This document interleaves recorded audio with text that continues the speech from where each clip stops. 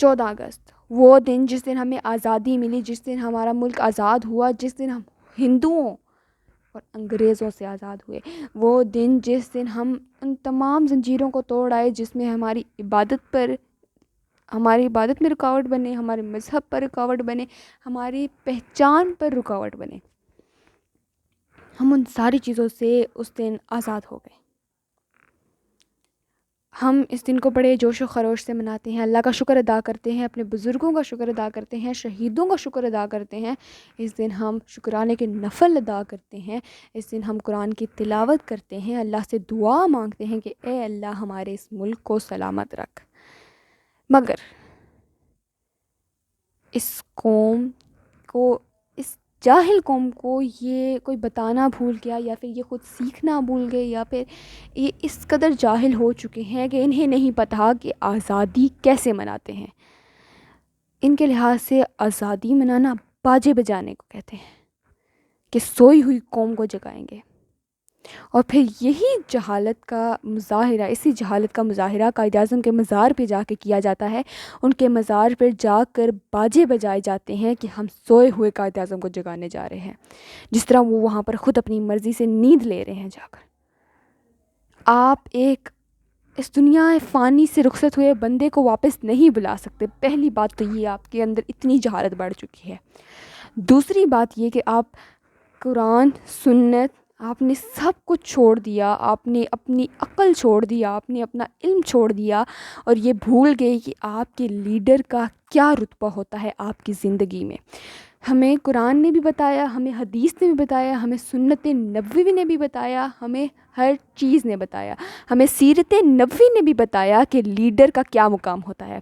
اپنے لیڈر کو نہیں بھولنا چاہیے. ہمارا لیڈر ہمیشہ ہمارے لیے ایک مسیحے سے کم نہیں ہوتا. ہم اس کی رسپیکٹ ایسے کرتے ہیں جیسے وہ ہمارے لیے کچھ بہت بڑا آدمی ہے. اور اللہ تعالیٰ کا بھی فرمان ہے کہ اپنے جو لیڈرز ہوتے ہیں ان کی رسپیکٹ کیا کرو. مطلب مفہوم ہے اللہ تعالیٰ کے فرمانوں کا.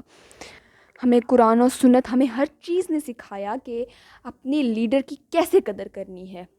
ہمیں صحابہ کرام کی زندگی سے یہ سیکھنے کو ملا، جو آپ کا لیڈر ہوتا ہے وہ آپ کے لیے ہر ایک چیز کرتا ہے جو آپ ڈیزرو کرتے ہیں. اور قائد اعظم نے کی، ہمیں ہمارا ملک لے کر دیا، ہمیں ہمارے حقوق دیے. انہوں نے بہت سی قربانیاں دی. اپنے مرض کا انہوں نے بالکل بھی خیال نہ کیا.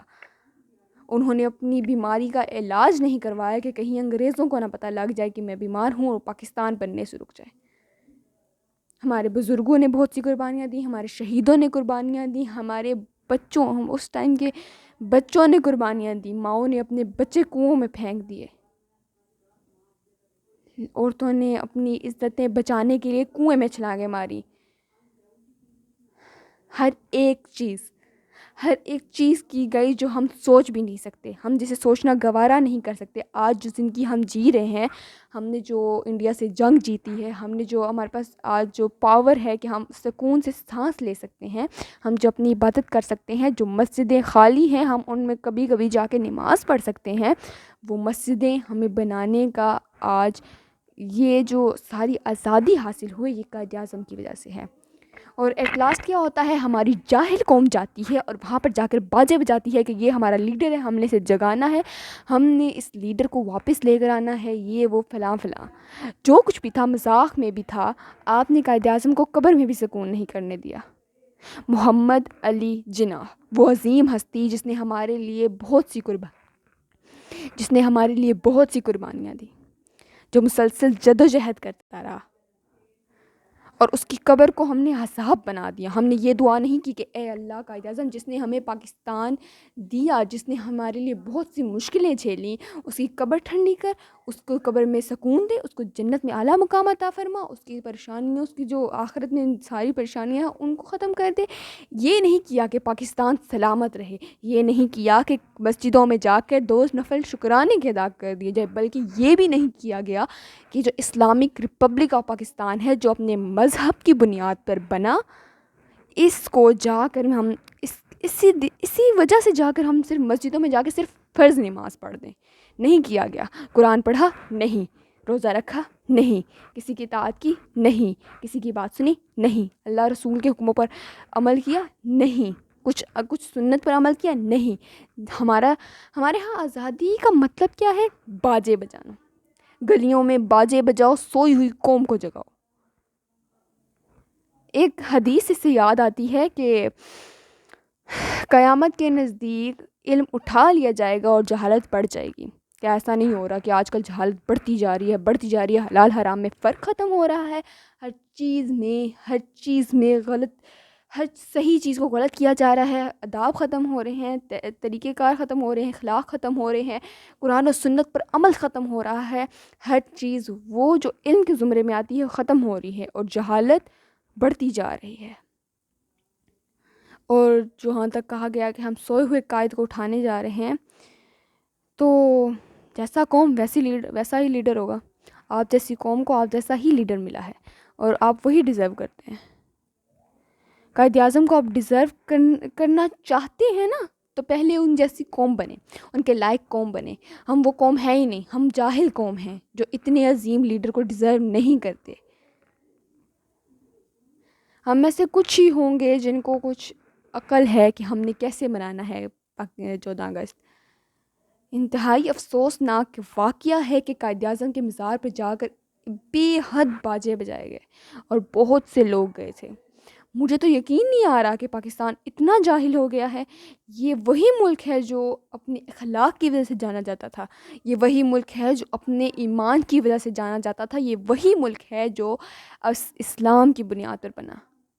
آج کل 14 اگست میں آپ نے ہرے اور سفید رنگ کے کپڑے پہننے ہیں, گلیوں بازاروں میں جانا ہے, ٹک ٹاک کے گانوں پہ ناچنا ہے, اور آپ نے باجے بجانے ہیں, اور مردوں نے عورتوں کی مشابہت اختیار کرنی ہے اور عورتوں نے مردوں کی مشابہت اختیار کرنی ہے. اور اسلام کو تو بھول ہی جانا ہے جس کی بنیاد پر پاکستان بنا. یہ وہ ایمان تھا جس سے ہمیں روکا گیا, اور ہم نے اس ایمان کی خاطر پاکستان کو حاصل کیا تھا. مجھے تو ایسا ہی لگتا ہے شاید, مگر ہم یہ سب کچھ بھول جاتے ہیں کہ اسلام کی خاطر یہ ملک مانگا گیا تھا. ہم یہ بھول جاتے ہیں کہ 14 اگست کے دن ہم شکر کریں, ہم اپنے بچوں کو سکھائیں کہ یہ ملک ایسے لیا گیا تھا اور کس وجہ سے لیا گیا. بلکہ ہم الٹا پیسے دیتے ہیں, جاؤ باجے خریدو, گلیوں میں جا کے باجے بجاؤ. بلکہ بچوں کو تو چھوڑو, ہمارے یہاں پر بوڑھے اور جوان بھی یہی کام لگے ہوئے ہیں. نہایت ہی افسوس کہ یہ ہمارا ملک ہے.